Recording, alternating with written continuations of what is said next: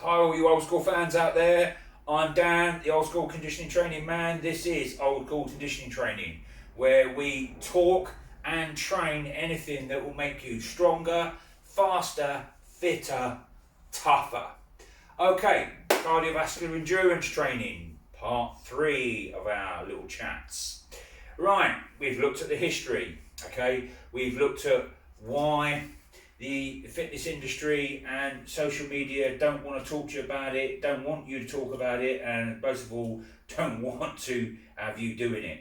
Okay, we've looked at who does it, why they do it, what they get out of it, and also at the end of that, we did the acid test of the proof of the pudding is always in the eating, and I demonstrated through my own experiences how putting cardiovascular endurance training can even benefit you in a high strength training sport environment like amateur strongman, where I demonstrated it and talked you through how it helped me with a truck pull. So moving on to this part is how you can start doing and benefiting from cardiovascular training. Okay, if you're already doing it, we'll give you some benchmarks to sort of go to and how you fit it into your training plan. Okay, right, so we'll start right from having never done any of it before. Okay, every journey starts with first step. So cardiovascular endurance training, as we said before, is doing any cardiovascular event, but really we're talking about running. It doesn't have to be running, okay? If you've got an injury like me, I've got 2 Achilles tendon injuries, one in each leg, which has ended my running days, okay? So I still do cardiovascular endurance for an hour or more, and what I do is indoor and outdoor cycling and indoor rowing, and I'm currently doing a 24,000 mile circumnavigation of the globe by distance, but we'll talk about that in the next lecture. Alright, so I'm still doing it as part of my training. Right, so the reason I've chosen running for the actual endurance event, okay, and if you can't run, we'll discuss other ways of doing it, so don't worry, if you can't run or you just don't want to run, there are other ways of doing it, and we'll discuss that so you can still get the benefit.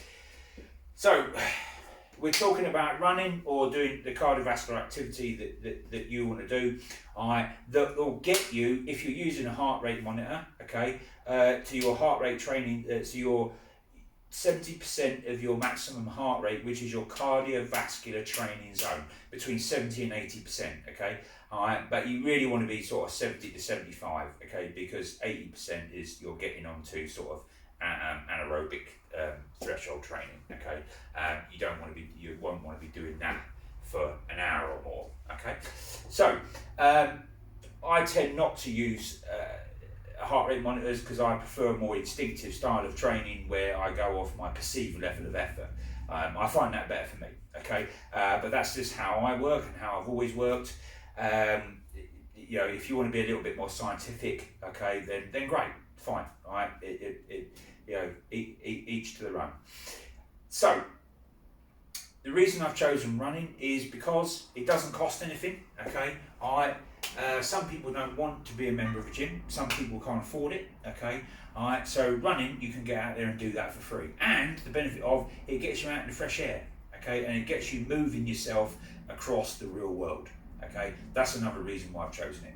Right, so like I said, the intensity levels that we want to be looking at is 70 to 75% of your maximum heart rate in your cardiovascular training zone. You're doing it for at least an hour or more, okay? And what we're looking at is speeds of anything from a slow run of 10 minutes a mile, okay, to faster runs of 7 minutes a mile, okay? If you can get it under that and sustain that for an hour, then that's great, okay? If you're just starting out, okay, don't worry about if you can't reach 10 minutes a mile consecutively. It will come, okay? And that's what we're going to discuss now. So, what I do with my clients, okay, when I always try and get them to get out running or do some sort of, you know, in cardiovascular endurance training or whatever it is that they're doing. because it just aids in physical performance, as we've learned before. And sometimes, well, actually quite often, people can't run for an hour. That's not a problem. I don't expect them to, okay? But this is what I say, and this is the advice that I'm going to give you, okay? Just get out there and run, right? The main problem with people with running, if they're not experienced runners, right, or sort of intermediate runners, is they have a perceived pace in their mind that they think they have to be running at. But the problem is most of the time it's just too fast for them to physically maintain, okay? That's the main problem. So what I say is look, just go out. I don't care how slow it is, even if it's just not much more than a walking pace, okay? If that's the pace that it's got to start at for you to be able to do an hour non-stop, I don't care. Until you can do an hour non-stop, we don't have to worry about time or how much distance you're covering, okay? It's getting your heart and lungs, your muscles, your joints, and everything conditioned to prolonged physical activity, okay? And this is the start of the carryover to other field of athletic or physical endeavours, okay? Whatever they may be, okay? So, let's say when you first start, okay, you go out, you run for 20 minutes and you go, my lungs are going, all right, I've got to stop, right? Don't just stop dead, right? Just go to a fast walk. Let your heart rate settle down while you're moving, okay? All right. And once it's settled down to a point where you can start running again, you might have to run a little bit slower, that's fine, okay? And then start running again, okay? And then, and gradually over time, though, you won't have to stop running, okay? And you'll be able to run for 60 minutes. Once you can run for 60 minutes, then we'll start worrying, okay, about how far you're covering in an hour, okay, and your minutes per mile speed, okay, and bring them down slowly, okay, all right. So your first benchmark is to be able to complete a 6 mile run in 59 minutes, 59 seconds. That is your first benchmark, okay, all right.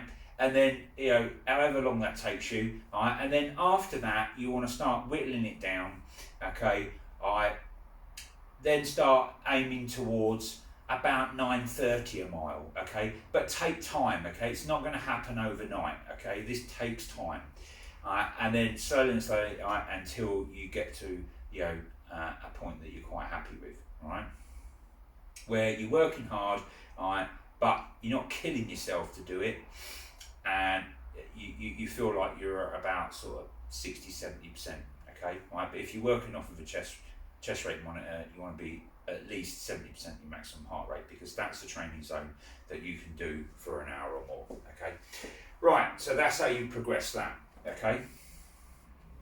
Now, let's say you've got an injury, or you tried running and you just can't get on with it, okay? Or you want to do it in the gym, okay? That's fine, okay? Right, let's discuss doing it in the gym. So, all right, you've got treadmills in the gym, right? If you want to run on a treadmill, okay, I'd rather you run outside, okay?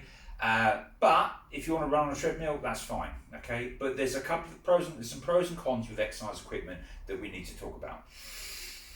First of all, the treadmill, right? If you run on the flat on a treadmill, it's going to make you 20 seconds a mile faster than you will be running in the real world outside. And the reason why that is because the belt is moving, okay? You're running on a moving belt. All you've got to do is pick up your leg and then put it down, okay?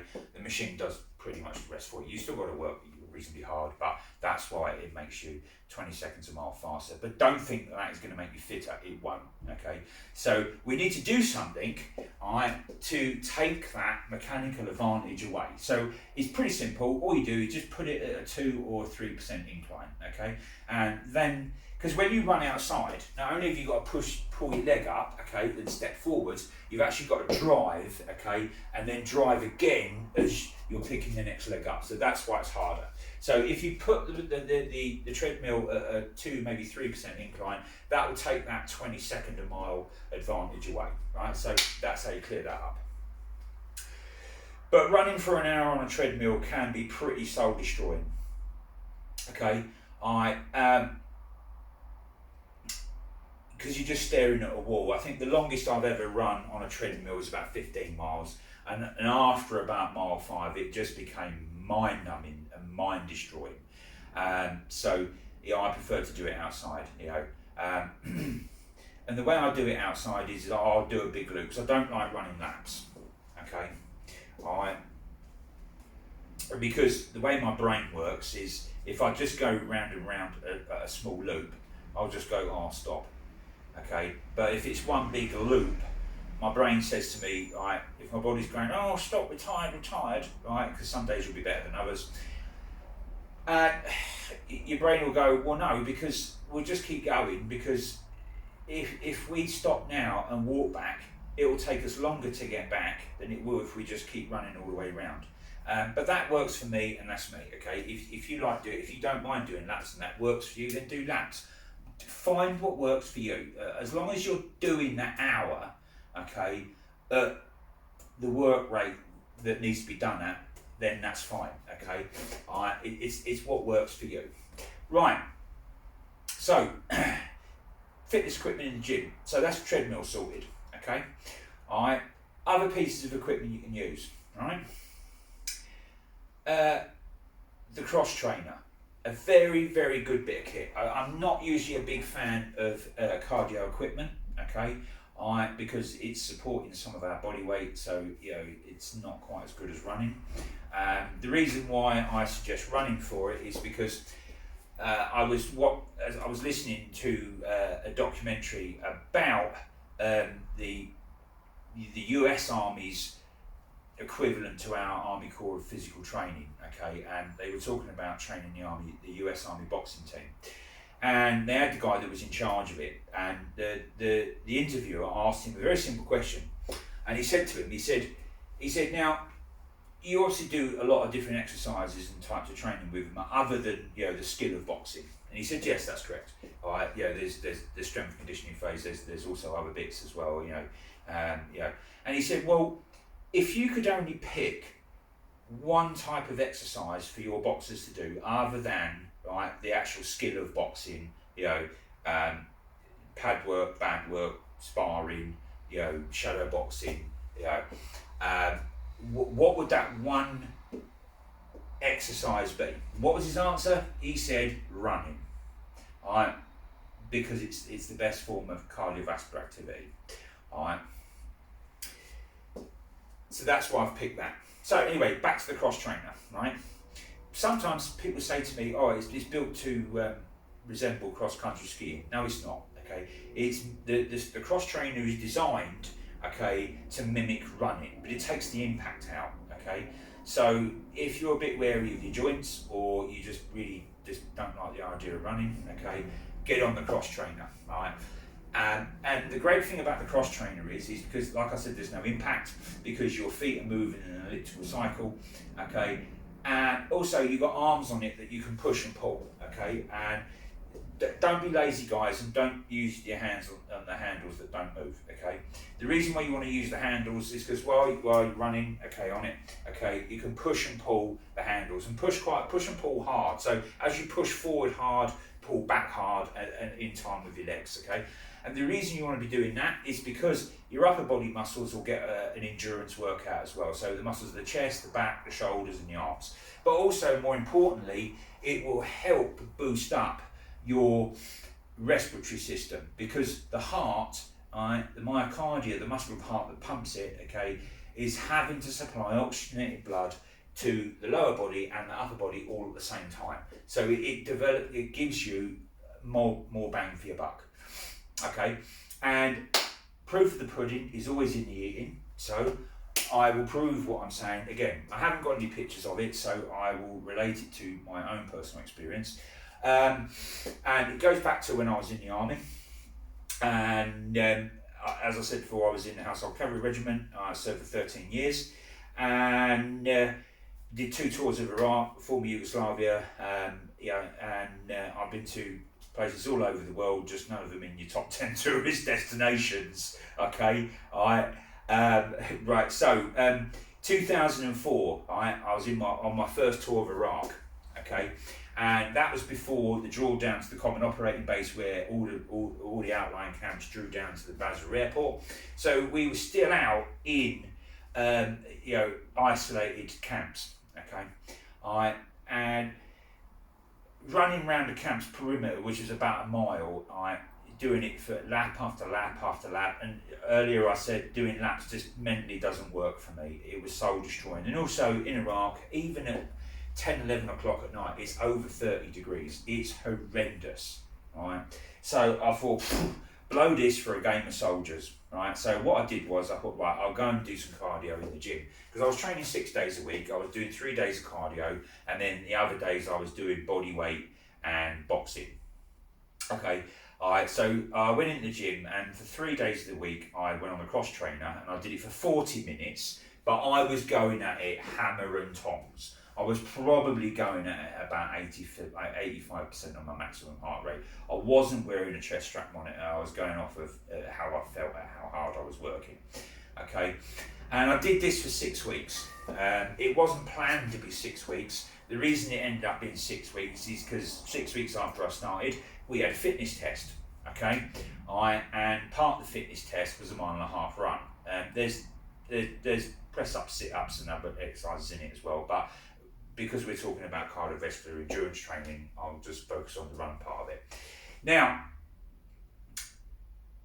usually for a 1.5 mile run, I would do it in around about the sort of 10-minute mark. Okay, or just slightly under. When I was in basic training, I was about 13.5 stone. I dropped a bit because before I was in the army, when I used to fight, before MMA was called MMA, and it was shoot fighting. Okay, my fight weight was about 14 stone. But because you get thrashed all day long, every day in basic training, even eating a fry up in the morning and 2 cooked meals every day with half a loaf of bread and pudding, at every meal, you still lose weight. You do not put weight on in basic training. Anyway, it comes to the 1.5 mile run, and I did it. The quickest I ever did it in basic training, I think, was about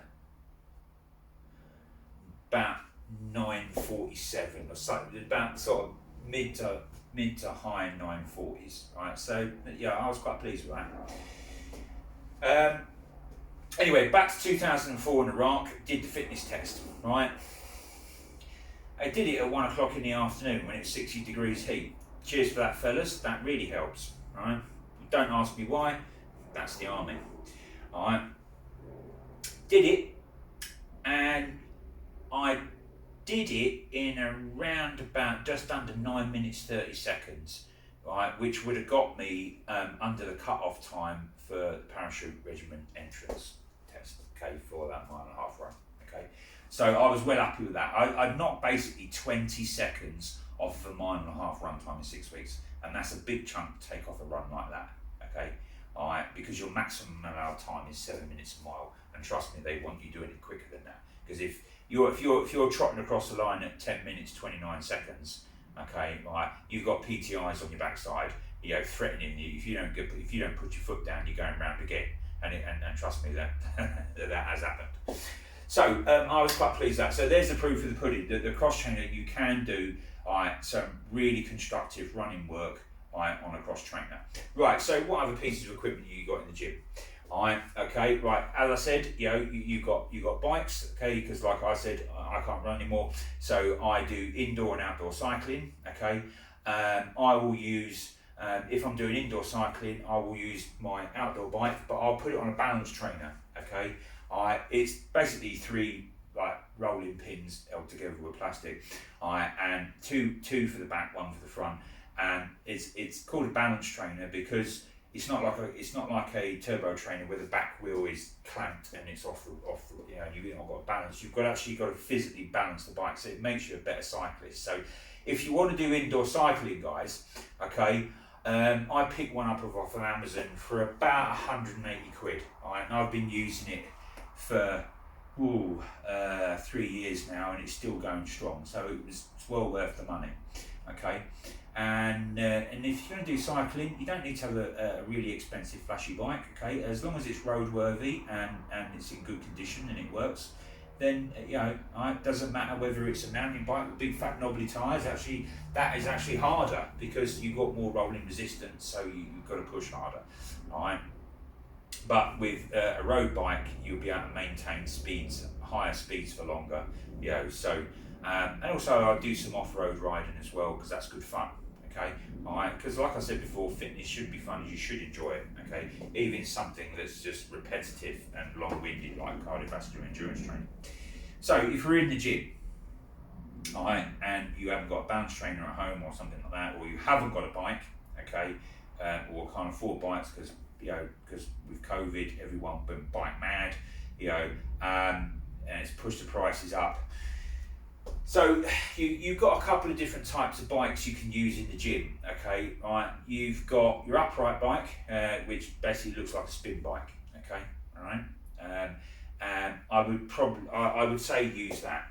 Okay, and doesn't matter about the resistance that you set it at. As you get fitter, you raise the level of resistance and the speed you go at to get to that minimum of 70% of your maximum heart rate. Okay, for an hour. The other type of bike you got in the gym is one like you got like an armchair you sit back in and it's got arm rests on that. It's called a recumbent bike. Forget those. Right, they're rubbish. All right. Or there's a third type of bike. Okay. If you look back at gyms in the sort of 30s, 40s, and 50s, they were the only bikes in gyms. Okay.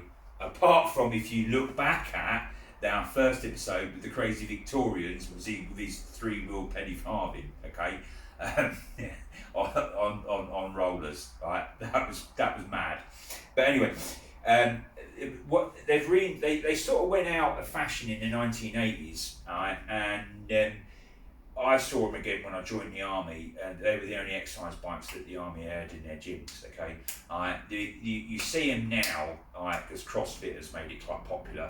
I think they're called air attack bikes. But basically, it's got big fat granddad seats, so it's nice and comfy.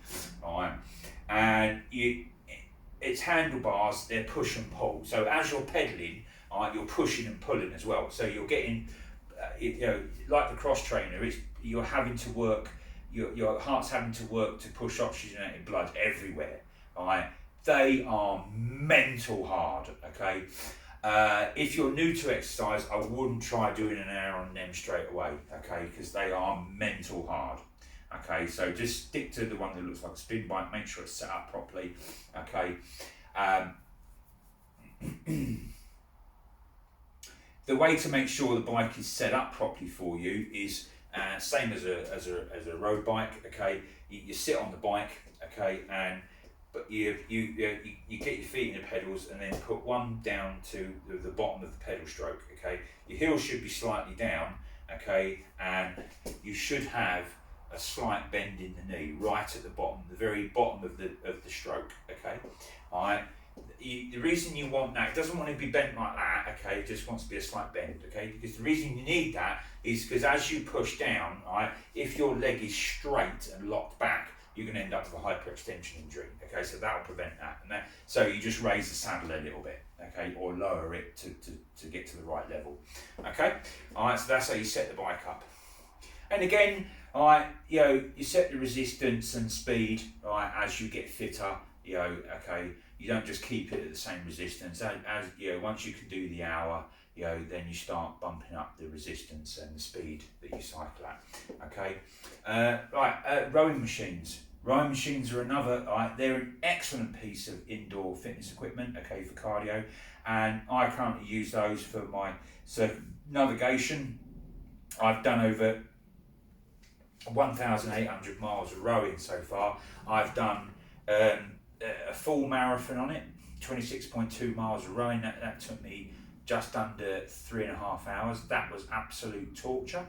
I've done half marathons on it. Okay, my quickest one I think was 124. I'll find them on the computer and I'll post them up so you can see. So again, proof of the pudding is always in the eating. Okay, all right. I won't tell you to do something that I can't do myself or haven't done. Okay. But another benefit of the rowing machine, it's an all over body exercise again, right? Because you're using your legs, okay? Because you start the rowing pool with the legs. Okay, I'm not going to give you a technical rowing demonstration now. That will come at another lesson. All right. But then you're pulling with the arms as well, and so and your abs are getting hammered hard, especially when you're doing it for over an hour. Okay, all right. In an hour on an easy row, or an hour, 10 miles for an easy row for me. I'll do 10 miles in an hour and 15 minutes. If I put the hammer down a bit, I'll do it in about an hour and 7, an hour 8. That's about the quickest I've done it. Okay, all right. But if I stick to sort of a split distance of a 500 meter split distance average of the sort of between 2 minutes 20 and 2 minutes 30, I'll do it in under an hour and 15 minutes for 10 miles. Okay, all right.